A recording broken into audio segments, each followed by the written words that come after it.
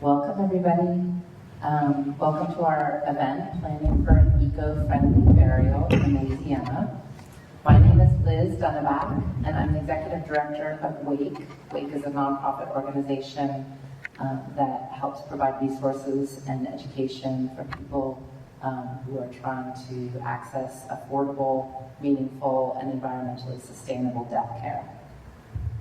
My name is Ezra Salter. I'm a Louisiana licensed funeral director and embalmer, and I am funeral directing at HC Alexander in Norco and Lights Egan in Metairie, and I'm also on the board of WAKE. Before we get started, I want to take a minute to thank our sponsor. Lights Egan Funeral Home is one of the longest continuously operating funeral homes in the country, dating back to 1854. They serve the community's death care needs. And as it turns out, my co-host Ezra also is a licensed funeral director with them. So if you are looking for a green burial in Louisiana, Lights Egan can help you out. One other disclaimer too, I know I mentioned in our flyer that I serve on the board of the Green Burial Council. And I just want to make clear that I'm not talking tonight in that capacity. I'm actually a treasurer on that board, so there's people on that board who know a lot more than I do about the science and technicalities of green burial. However, I am drawing information from their website, which is readily available to anybody out there. So I just want to be clear that there's some great information out there for green burial on the GBC's website, and I can share that link with everybody after the fact too. So just to get started, I think there's a lot of question about what exactly green burial entails. And the Green Burial Council, which is the certifying body that certifies cemeteries, funeral homes, and product providers as green, has developed a set of standards. And they have tiers of green, and the sort of highest tier of green involves, let me see the specifics, but a hand-dug grave, a body that's unembalmed going into the ground in a biodegradable shroud or container, buried at a certain level that sort of promotes decomposition. And what else am I forgetting? Using only native species in the plantings, no lawn care, no pesticides. I think I mentioned a hand-dug grave, so not using a backhoe. It's a very high standard. And one of the reasons that I was inspired to give the presentation is because I feel like it can be hard for people to access. I myself have buried 3 loved ones in the last several years, and I'm a zealot for green burial, but haven't been able to provide that for any of my loved ones. There's financial barriers to access. There's also barriers in terms of the location. And so I wanted to empower people to realize that there are choices that anybody can make in end-of-life care at any time that are environmentally sustainable choices, and everybody has access to these. So that's part of what we're here to talk about tonight. Yeah. And we have a concept for that, which we call Shades of Green. Maybe you can talk about that. Yeah, so there are currently no certified green burial cemeteries in Louisiana. There's one local cemetery that offers a green plot, but it does come at quite a premium. And if you ask any old school New Orleans funeral director about green burial, a lot of them are probably going to tell you that we've been doing it for hundreds of years. And that's because we allow tomb reuse here. It's pretty common in almost every single cemetery in the surrounding area. And what's great about tomb reuse and what it used to be is that these tombs, especially the older ones, are designed in a way that it aids in decomposition. So the tomb is meant to be reused, the body is meant to decompose, so that reuse can continue happening. So these tombs, they breathe, they flex, they heat up, they are much more cooperative with the elements to aid in this decomposition. What we've done in the last, several decades, last 100 years, with more modern materials and modern embalming, is we've really locked up how these tombs are supposed to work. And so, they're not functioning the way they should. We're not getting the most use out of our property. But there are a lot of cemeteries in town and a lot of different property types that would allow you to make more eco-friendly choices if this is something that you're interested in. So the coping is a popular style that you see around town. It looks kind of like a garden bed. It's got raised sides with usually grass or rocks in the middle. That's actually perfect for a green burial. If you choose a green container, if you choose to not be embalmed or to be embalmed with green fluids, which I know our care center has said they can meet that need if requested, that's a really great situation because you are going in ground, and so you're meeting that depth requirement, you're in the earth, and so you can really have probably the closest you can get to a green burial in New Orleans using the coping. If you're fortunate enough to have family property, I know a lot of people do here, although it is harder to get these days. You can make green choices there. You can go into a biodegradable casket. Again, you don't have to be embalmed. And that really just allows you to use the tomb the way that it was intended. So cemeteries are allowed to make their own calls on what they will and will not accept. So not every cemetery is going to be as conducive to green burial as others, but there is always the option of putting a vault upside down. There are a few in town that will let you go in ground without a vault, or just even going into a mausoleum space, but again, putting yourself or your loved one, making choices that are going to allow them to essentially complete the life cycle. So we're not trying to preserve the body and preserve the casket for, a long time. We're wanting that change to happen.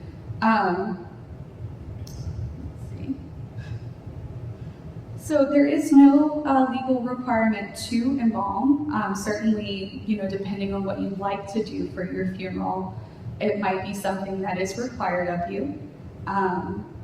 There are green fluid options out there, but also if you don't want to be embalmed, there are no cemeteries to my knowledge that require specifically embalming, although it may be required for your viewing. But it's really important to plan for what you want and work with your funeral home, and a lot of them are going to want to work with you and meet your requests. We can do an ID or minimum prep. We can do our best to make sure that your loved one looks presentable and that you get to have that goodbye with them and still be able to make those green choices that align with your beliefs. You mentioned minimal prep and ID, which is, I think they're technical terms, but I think they're really important to say more about. And I know a lot of our clients really do want to have that experience of, if not full visitation, they want to have some time with the body to say goodbye. And I think, oftentimes just for financial reasons, we're asking the funeral home to do something called minimal prep or just ID, which is not a full embalming, but just sort of setting features. Is that right? Yeah, so we would bathe the body. We would, make sure that the person looks presentable, that their eyes and mouth are closed. And so they're going to be placed into refrigeration up until the point that the family has scheduled to view them. Then we're going to take them out of refrigeration and make sure that they're presentable. In some cases, if cosmetic is needed, we can apply cosmetics. We can dress people if requested, and then the family is given usually a shorter amount of time to spend with their loved one, maybe half an hour or an hour, to still get the chance to pay their respects and have those goodbyes without the need for embalming or a large public viewing or transporting the body. Typically this happens either at the funeral home or at a care facility, so this wouldn't really be an option if you wanted to take somebody to church with an open casket, but if you still wanted to see somebody and didn't necessarily want all the ceremony around it, this is a great choice for a lot of families. You also mentioned burial vaults and grave liners, and that is one thing that I missed when I was going over the criteria for a green burial. And I think that's really important because there are cemeteries in Louisiana, many of them, like you were saying, that don't have these, they don't require them, and they don't actually have underground vaults. So you can find, for example, I was speaking to somebody at Catholic cemeteries today, and of their 12 cemeteries in New Orleans, 11 of them have burial space currently available in copings where you would not have to go into a vault or a grave liner. You could just go in the ground at a relatively shallow level. I think 3.5 to 4 feet is the sort of optimal sort of green burial depth. And that's available for anybody who wants to bury today. We've also buried somebody green at Holt last year, Holt Cemetery, again, in Coping. So. Yeah, so I guess we can move on to, making a death plan. I know for a lot of people, this has sort of come into the zeitgeist recently, and I know a lot of people who are interested in the topic are younger or, not necessarily actively planning a funeral. But if you are in the position that you want to plan your funeral, or you have a loved one who has the ability, the luxury to take some time to plan before they pass, if you would like green burial, it's really important to start making those choices known ahead of time. Advocating for yourself, showing your loved ones how to advocate on your behalf once you've passed, but also managing expectations. A little bit of the pushback that we see in the green movement is the concern that the public doesn't exactly know what to expect with an unembalmed body. So, talking to your loved ones about how they're going to see you, how you would like your body to be prepared, what situations you would and would not like to be in. And then, letting people know that a green burial is possible. Funeral homes are willing to work with you, but it might not be as hands-off as you'd expect with a traditional casketed service. And it might not be quite as polished as what you expect. I think a lot of the services that we do, they go very smoothly. You get a sleek casket, the person looks beautiful. With a green service, you're going to have a casket that's more rustic. The person's not going to be embalmed. They may not look as, made up as you might have been used to seeing them, but that's fine. That's what an unembalmed body looks like, and that's what a lot of people want for themselves. But it also is important to consider your loved ones. And I've definitely encountered situations where somebody's come in and said, I don't even want my eyes and mouth closed. I don't want anything happening to me at all. And we did kind of have to have that conversation where I was like, well, how would your family feel seeing you that way? Like, this is definitely something that needs to be discussed with everybody, especially if it's a choice that you feel strongly about. And those pre-arrangements can be made. You can shop around for cemeteries that are going to work with you on the burial that you'd like. You can shop around to funeral homes.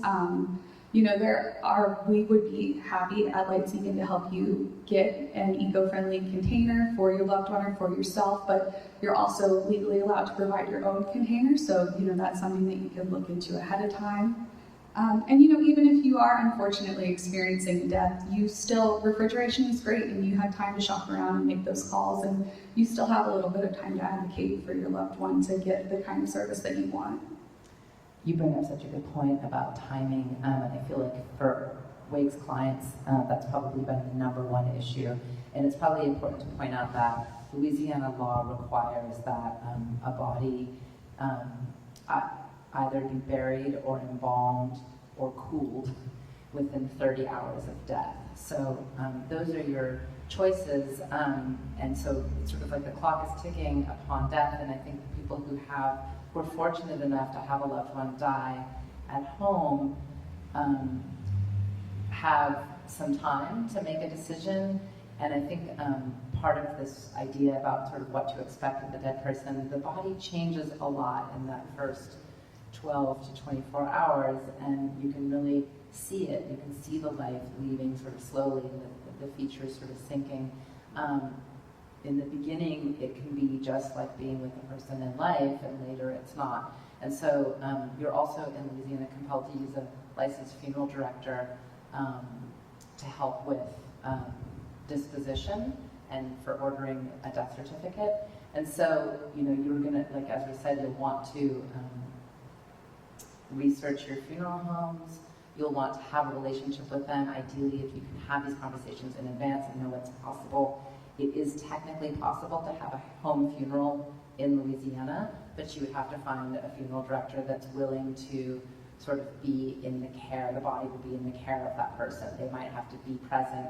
They might need to drive the body back and forth from the funeral home for refrigeration in between viewings and things like that. So it's just important to sort of research what your options are and then develop a relationship with a professional that can help you. Yeah, it's definitely something that I know professionally I'm very open to. I know that my coworkers would definitely be open to, but I know it's something that we're not always used to seeing. So there is definitely some discussion that needs to happen when you want choices that aren't standard. But you're definitely empowered to make those choices, and we would be more than happy to serve you in that situation. Should we talk a little bit about alternative containers that are available for people? Yeah, so we bury people in cardboard containers, we bury people in cremation caskets. So those are caskets that are going to be made out of like MDF or some sort of composite that are intended for cremation, so they're not going to have any metal on them. I know that Batesville now, which is a supplier that we use, offers a seagrass casket. We've shrouded people before. There's lots of different options out there, and it can be kind of intimidating to try and secure your own container. But funeral homes are willing to work with you and willing to open up discussion with those suppliers about what's going to meet your needs best.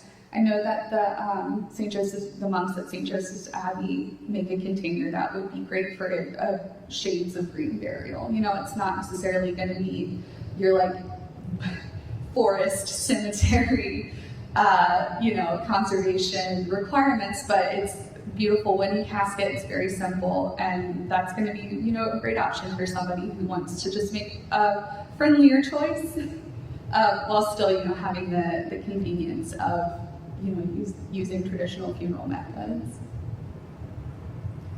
Yeah, I think it's important. That just made me think of something that I wanted to mention about working with a funeral home. Letting them know, I know another tenet of green burial is family involvement in the sort of end-of-life process, in the funeral process. And so that's another thing I think to really advocate for when you're talking to funeral homes is, I've seen people, decorate, where the entire family decorates the casket, and they come with markers, and that's part of a whole kind of wake that they have where families, they write poetry and they draw pictures and they send messages to the loved one. Sometimes they put things inside the casket. These are things you're going to want to discuss with your funeral home in advance to make sure they understand what you're hoping to do. And Yeah, we've done something like that recently, and it's definitely, people come to us with a request, and we're more than happy to try and meet them where they are to make that happen. I think a lot of our procedures are set up in a way that we're trying to take the burden off the family. We're trying to make things go as smoothly as possible, as quickly as possible. But we're more than happy to schedule viewings where people have time to, sign the cremation container or dress and bathe their loved one. We have the facilities for that. We're trained to handle things like that, and we're definitely here for the people who ask for it. I think it's important. I've noticed that there's a lot of passion around, ideas about disposition. People feel really strongly about green burial, for example. Some people feel really strongly about cremation.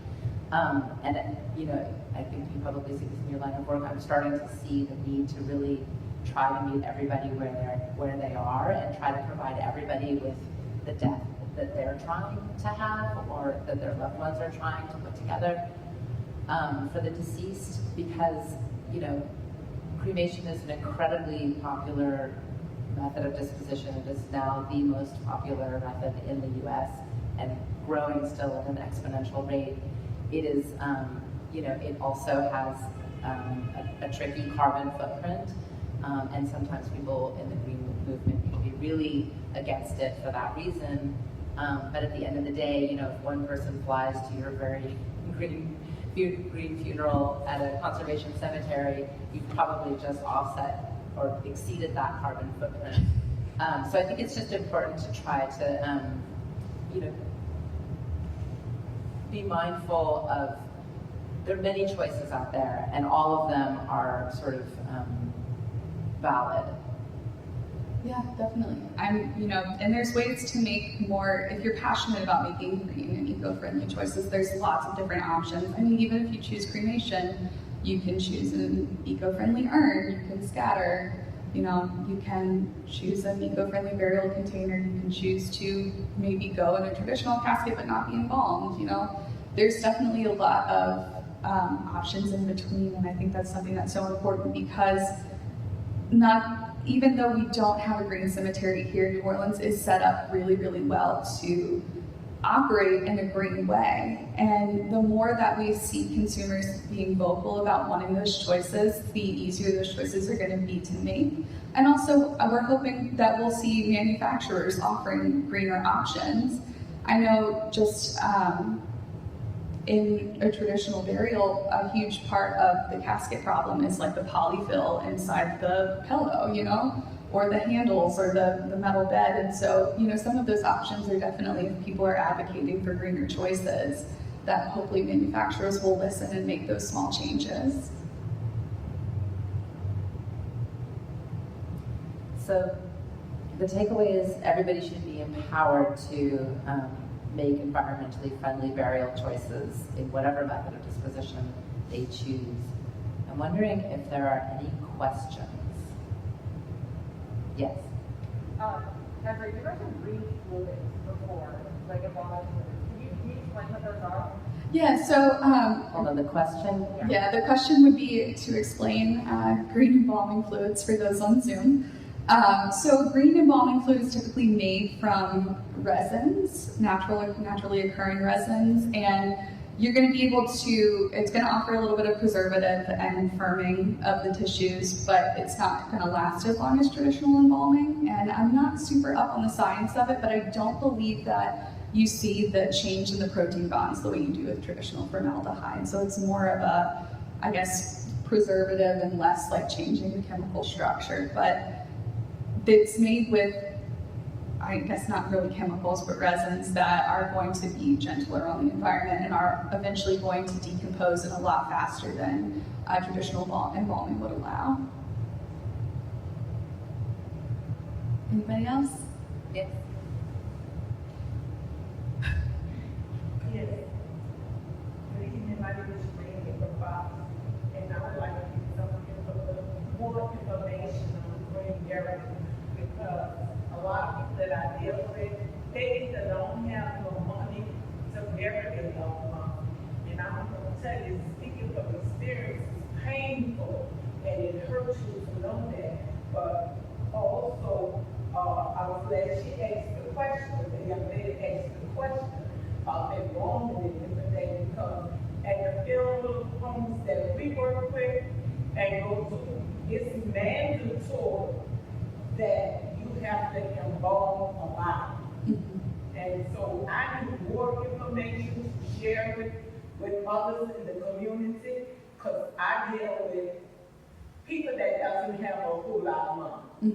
And I would like to get, more information about it. Also, I wrote down, you also stated that Hope Cemetery do green burials. So does Halt Cemetery do green burials? Technically, kind of, yes.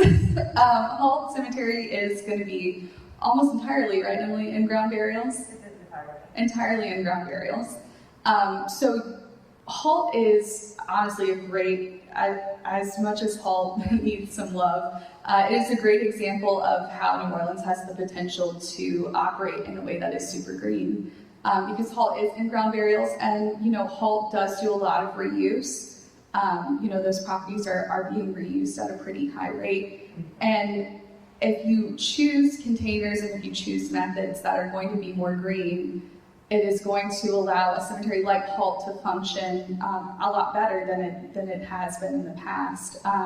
So, technically, I think most of the people going into Halt are going in metal caskets or traditional caskets. They're going in embalmed. So those aren't necessarily green choices, but it is a situation where you could make greener choices and it would work out really well. Okay.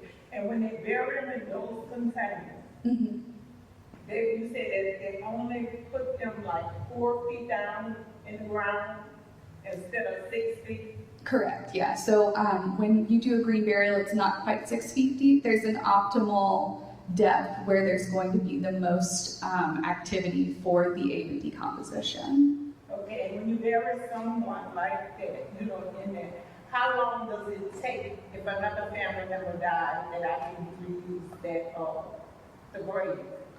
So how long does it take to reuse the grave? That kind of depends. If you're looking at a making, a green burial choice where you're in a biodegradable container, you're not embalmed, so you're setting yourself up for a faster decomposition. It's still a little bit difficult to tell. A lot of that's dependent on environmental factors, how active the soil is, what the temperature and the weather's like at that time of year.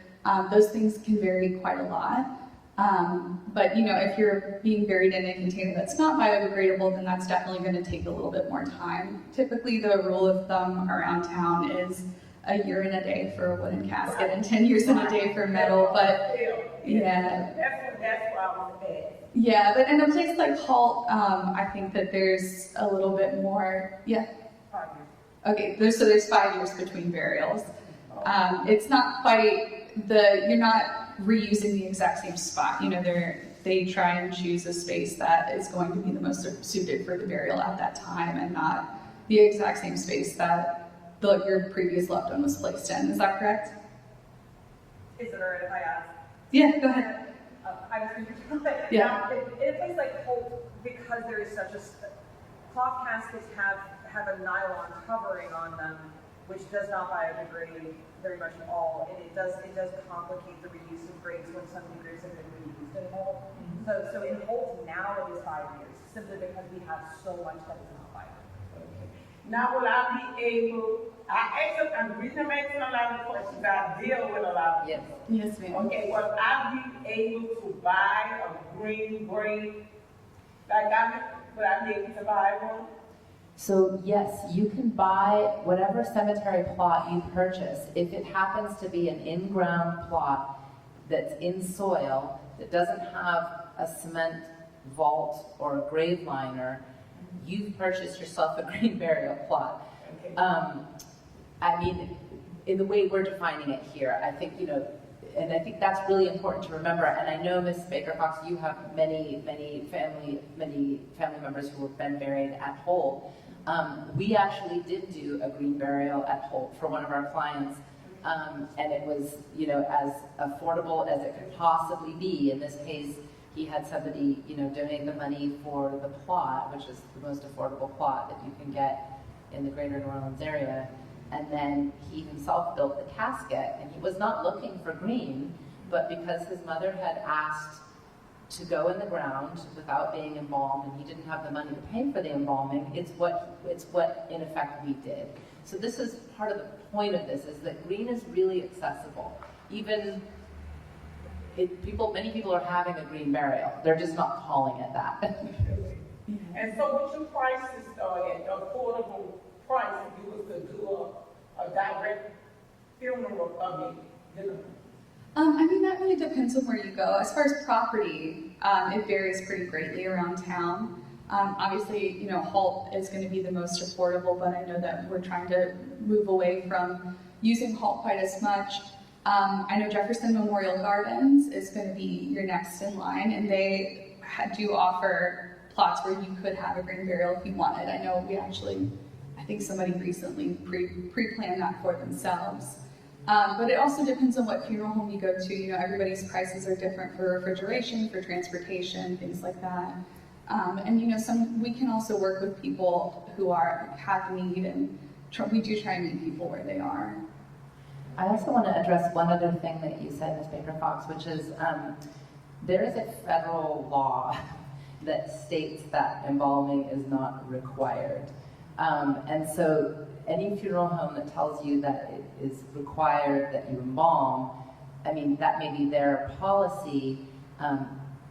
Many funeral homes don't have their own refrigeration, and so it's helpful to them to be able to embalm. It also is a surcharge. So I think it's really important, and I've been collecting general price lists, and I've seen on a lot of price lists sort of misleading information that says, state law requires that a body be embalmed if it's not buried within 30 hours. But they leave off the fact that that body could also be cooled, that there's other options. And so I think it's really important for consumers to know that when they're shopping around, and I encourage people to shop around for these services, that they can ask, they can say, I refuse. And if a funeral home has embalmed a body, and without the person's consent, you are not required to pay for that embalming. Now, one more thing, and I'm going to sit down. because all this is good information for me. I think I heard you state that you can have a wake service or funeral service at home. Because I know many years ago, you know, coming up as a child, I've seen it. And I have told my family, it's what Shemaine, you know, so many people, we don't know where we're gonna have your body. I said, well, you can put my body by the fire station, because our church have a lot. So you could just put me there for the funeral service, and then take me on the whole cemetery. You know, and I was glad to hear that, and that's why I want to get some more information, while, you know, share and go back and tell my children that I could be on my life. I say my life, because we call it Pop Spiegel. So they have my service at. I told them they don't need a whole lot of chairs, just stand up and play music and dance and have fun. You know, so thank you all for that. And I thank you for the information. And when you get it printed out, I would like to have some to go back to my community and my church and share with what's taking place now. Great, we'll make that available for sure. Yeah, definitely. Just to elaborate on wanting to be placed in the lot by your church, you know, if any funeral home is willing to take your casket out there, that's fine. There's not really a whole lot of laws regarding where you can and cannot have a casket, as long as the property owner is okay with it and the funeral home is willing to work with you, and also that it's accessible, that we can like get to it. You know, that's definitely an option. I know I've heard of people having wakes in their homes, people having wakes in unusual venues. I mean, it happens, definitely. I agree. I think it's important for people to understand that that is a service that you will most likely be paying for. And so for those who are struggling with the cost of final expenses, you know, these things can add up. And I have seen that be a barrier for people. So just to be clear about that. Do we have any other questions? We have some A couple questions. questions from the chat. So, first Okay. question is, are you aware of a priest in a monastery that makes coffins? It's across the lake. Yes, so are we aware of the Abbey caskets? Yeah, so I mentioned that earlier, that the monks at St. Joseph's Abbey make some pretty lovely caskets. That would be great as a greener option, and they're really pretty. What's the starting price for their pets?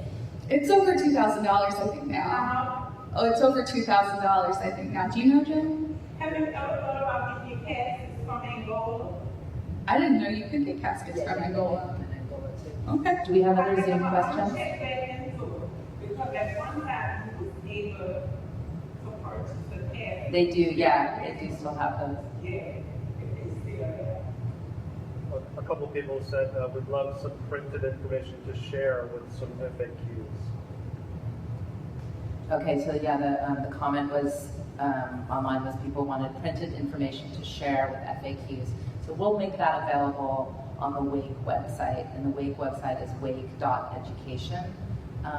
We'll develop some of these materials, and I don't know if Leipzig wants to put together some materials as well. I'd be happy to collaborate with you all to put together some stuff for people who might be looking for this. Yeah, definitely. I have one comment.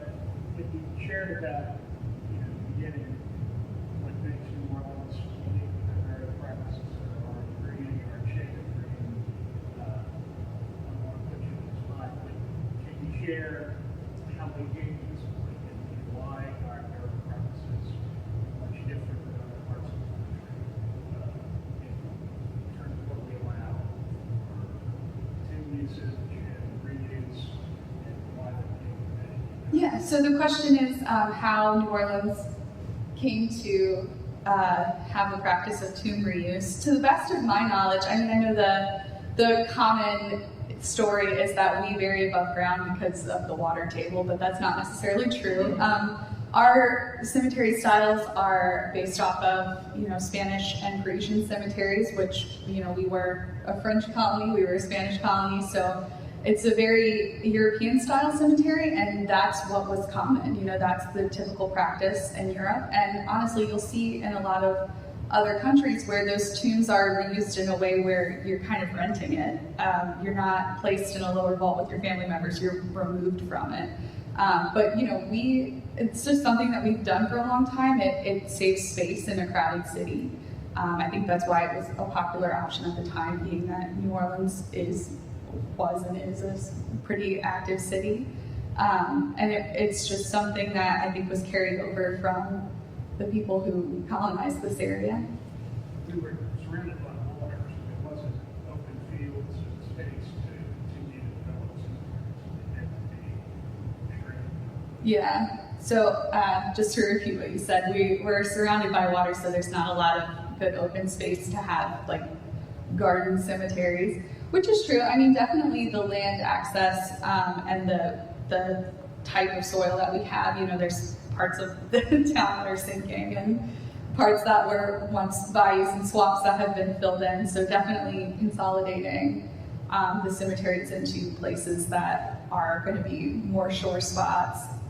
Definitely makes sense from a historical perspective. You mentioned the tombs, and I think it's a good point. I actually was just asked this question today. The person asked me, technically speaking, is the burial green if we're going into like recycling a tomb and putting a body in it? And I just feel like this is exactly our point. Like yes, that is, you're recycling a space. You're not creating, it's an existing tomb. You're not creating, new entombments. And the fact that the person is not in the ground, but they're above ground, perhaps, it's not the biodiversity is not the same. The decomposition process will be different. Nonetheless, you're recycling a space, and I think it is absolutely a green choice. So.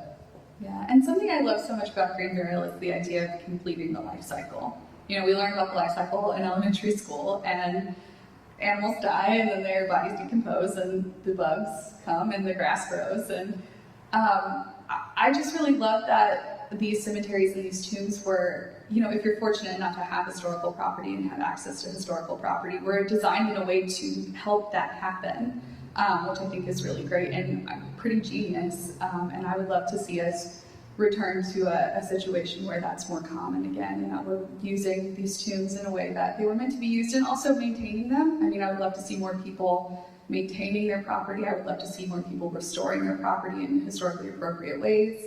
I think we have something really beautiful here, and we have really beautiful potential in New Orleans and in New Orleans cemeteries, and I think we could do a lot if we empower people to make better choices there. I was thinking of something else Ms. Baker Fox brought up, and I really want to circle back to this really important issue that you mentioned about affordability. I know in our work, we deal all the time with people who truly cannot afford to bury a loved one. And, anybody who thinks this isn't a crisis of an issue need look no further than GoFundMe to see all of the fundraising campaigns out there for people trying to raise money for final expenses. And many bodies go unclaimed, not for lack of loved ones, but for lack of funds. And so oftentimes what Ms. Baker Fox and I are trying to do are just trying to help people access like a direct cremation, because that's going to be the most affordable choice for them. Even in these choices, I think there's options for eco-friendly urns to forego embalming, for example, to make these choices that can be green while also being affordable. And I think there's a misconception that's maybe in part informed by the fact that this has become sort of rarefied, and you can pay a lot of money to go green into the ground. I mean, many cemeteries charge a surplus for this because there's a perception they're doing more land management when there isn't an underground tomb. And so I think it's important to remember that these are just basic choices. We're just talking about making simple decisions and foregoing some extras. It can actually be a more affordable form of disposition. Do we have any other questions? Yeah. I was just wondering if you could talk about the future of green burials in Louisiana, and maybe what some things are that Wake is looking into, like just the future, maybe other techniques like alkaline hydrolysis, and is that a green option? How affordable is that? A few things like that. So Amy asked about alkaline hydrolysis and then also what the future looks like for green burial in New Orleans and in Louisiana. So currently alkaline hydrolysis is not legal, it's also not illegal, but there are no funeral homes or crematories in the area or in the state that offer alkaline hydrolysis. But in general, it is going to be a greener choice than cremation. The body is placed in a tank full of water and alkaline salts and then dissolved. You're left with mineral that is processed the same way cremated remains are processed. And so it's a gentler process, it's a greener process. The wastewater from it is completely sterile. It's suitable to go into the wastewater system. But it's just something that is still kind of new, and it's sort of making its way slowly across the country. I think the closest state that offers it is Florida. Which, like you were saying, one person flies to your green funeral and you've lost your carbon footprint. You could technically have your body moved to Florida to go through alkaline hydrolysis, but then you're really not making a very green choice because you transferred your body across several state lines. And then dealing with whether or not you have to be involved across those state lines is a whole other question. But yeah, I would hope that it's on the forefront here. I would love to see it happen. I know there's been some murmurs about it amongst, some newer funeral homes in the area. And yeah, I think it's a great choice. I think it's a choice that, especially here with a lot of people who have such a connection to the water, would like to make for themselves if it was offered. But yeah, it's definitely a process where you would have to find a funeral home that's willing to, or a funeral company that's willing to introduce it, and then also willing to lobby for it to be officially legalized. But as far as what Wake's doing, well, just to piggyback off what you were saying just now, I think it is a little bit kind of the Wild West right now with these new green methods of disposition, and we didn't talk about those before, alkaline hydrolysis or aquacremation. People probably started to hear about human composting, which is also only legal in a few places, but it's a growing movement.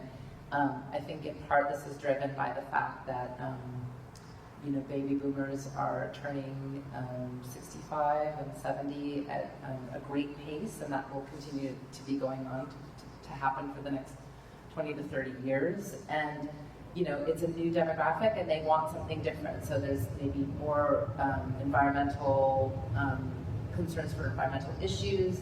This will drive consumer choices. And people will start to ask for new things. And I have no doubt that this is coming. We obviously feel really strongly about this at Wake, and we're looking at ways that we can bring this technology to Louisiana, but it's a long game. We certainly would love to see in the near future a conservation cemetery, certified green cemeteries opening up. There's several cemeteries in the area that I would love to see just go ahead and apply for to be certified as a hybrid cemetery, because that's one of the certification levels that GBC offers. That's not a terribly high bar. So yeah, I'd love to see more and more green choices coming to Louisiana, and I plan to work on it.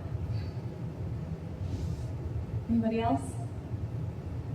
No? Do we have any more Zoom questions? Not right now, no. No? Sure. So I guess in closing, I think it's important to reiterate that green need not be a rarefied or exclusive choice for disposition. There are green choices that anybody can make for burials at pretty much anywhere, but certainly anywhere in Louisiana. And we encourage you to make those choices. I want to thank Ezra for being on my board and for co-hosting the program, and also thank Lights Egan again for sponsoring. And thank you all for being here tonight. Don't be afraid to advocate for yourself and your loved ones, and don't be afraid to look for a funeral home who's willing to work with you, because they're out there. Thanks, guys.